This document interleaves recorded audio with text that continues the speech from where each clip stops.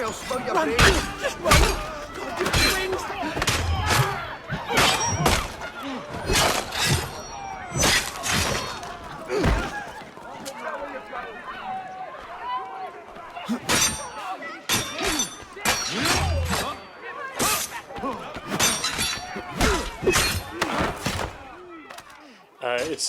It was a really interesting challenge. We wanted to change as much as possible, but keep it as an Assassin's Creed game.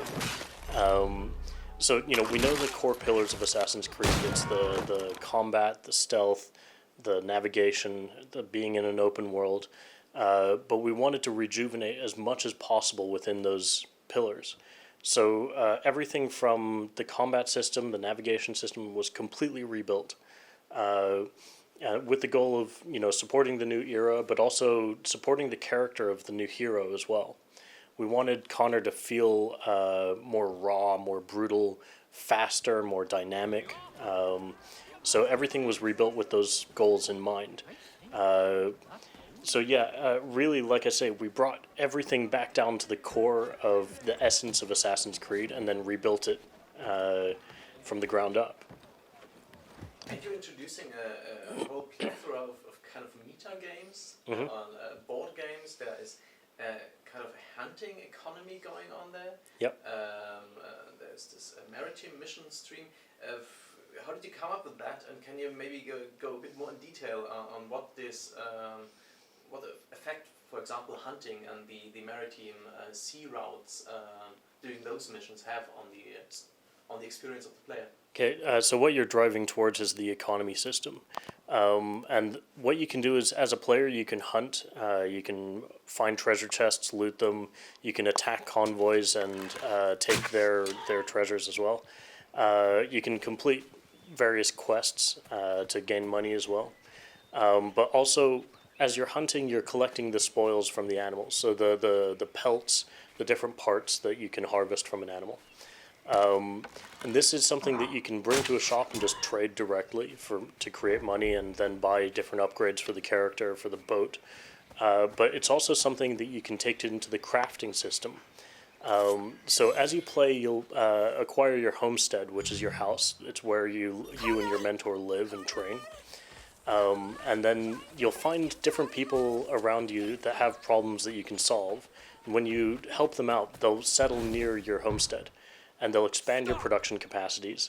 They'll allow you to basically buy from them or use their services to transform goods into different goods. So, for example, you can buy oak lumber from your lumberjack and then use your woodworker to turn that into a ship mast and then sell that in town on the trading routes to gain more money.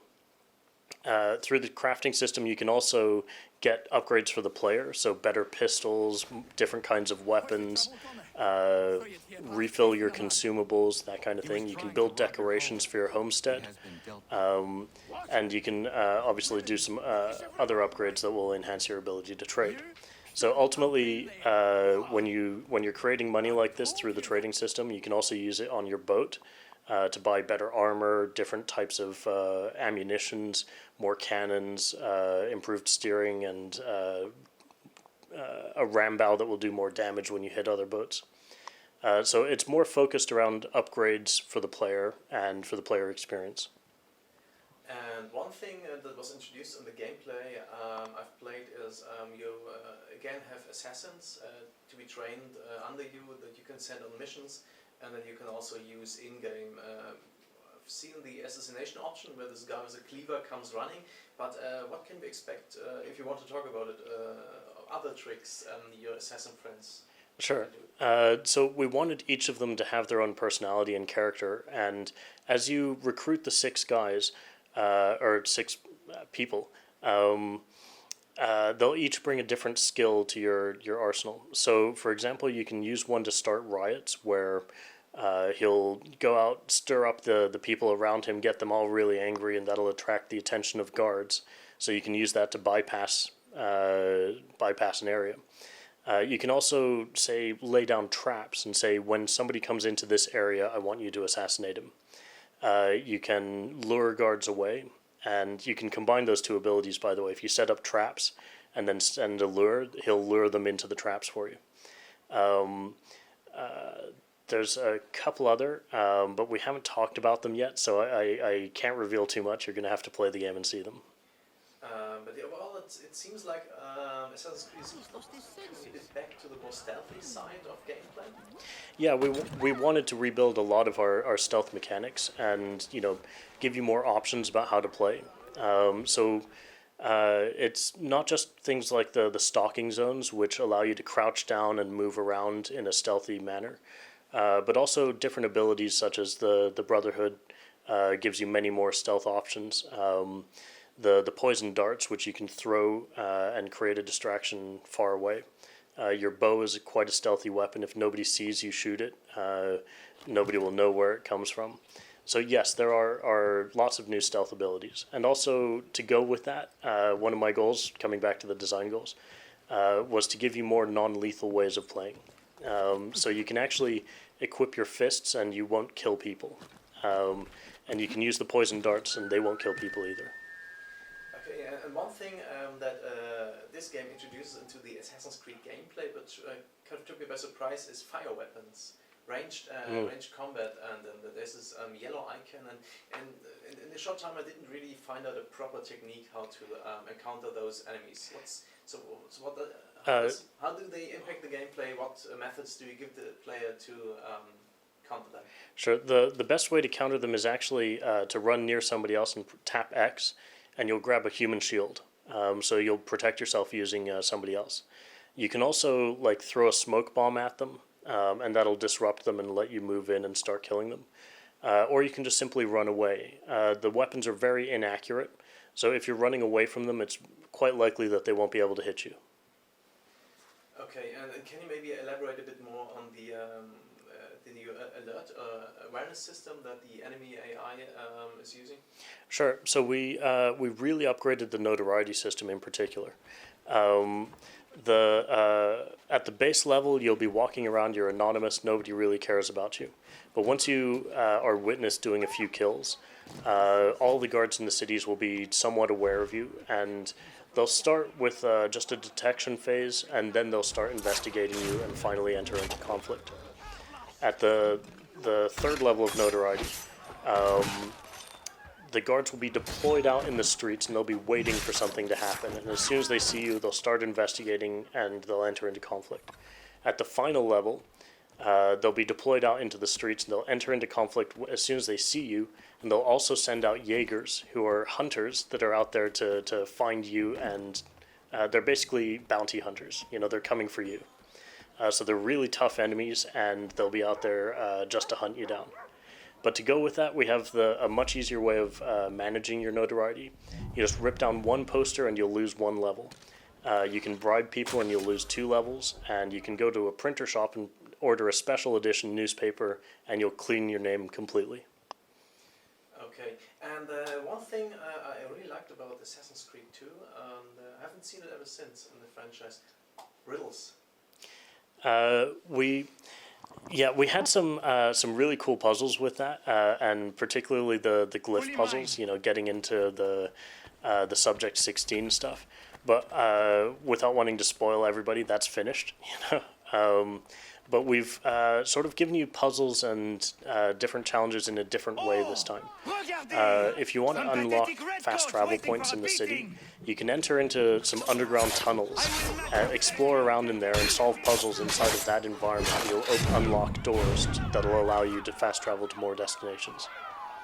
This is a bit comparable to the crypts in the previous games, because the Assassin's Creed, the most recent one, which I really liked, had those very linear levels, which were very nicely orchestrated and everything. You something like that? Yes, we do.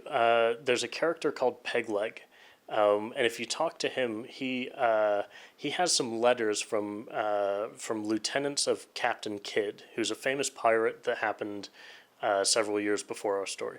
And Captain Kidd left a treasure on a mysterious island somewhere in the world, and the 4 lieutenants each have a piece of information that will take you to that island.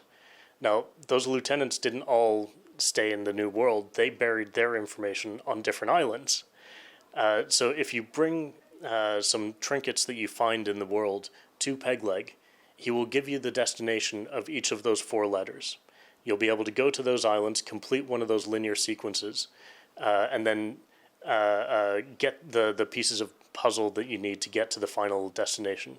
So it's a big loop for the collectibles. You go out into the world, you find these things, you bring them to the guy, he gives you one of these maps, and then once you complete all the maps, you get the final map. Okay, cool. So we've got Captain Kidd, we've got Ben Franklin, we've got Sam Adams, and lots of different guys. Did you have any constraint concerning your historical fiction? Were there any borders that you couldn't cross? Well, or were you free in designing all this mess? The closer we get to the modern day, the more we know about history, and the more we know where people were, what they were thinking, what they were doing. So, example, Ben Franklin, he spent most of the revolution in France. So, we wanted to talk to him. He's a really interesting guy, but he's not there all the time. And additionally, working with our Mohawk consultants, that forced us to make sure that we were taking care over the Mohawk culture. For example, we wanted to have a scene where you were interacting with some of the elders of the village, and we found out that it's a matriarchal society. So instead of men, it had to be women. So that changed some of our approach on what we were designing. So we always respect the history. We want it to be as accurate as possible. And essentially, if you can prove something or disprove it within a couple of minutes on Wikipedia, it's got to be that way inside of the game. Hey! It's my home, no matter what you thieves called taxmen say! The gums in Parliament who want to take my property, you tell them to sail across the pond and take it themselves! It's not open for discussion now. Open this door or these men will break it down. Ah! Ah, bollocks! We're coming in! I trust the mounting evidence is proof enough, Connor. Continue on. I shall meet you at our destination.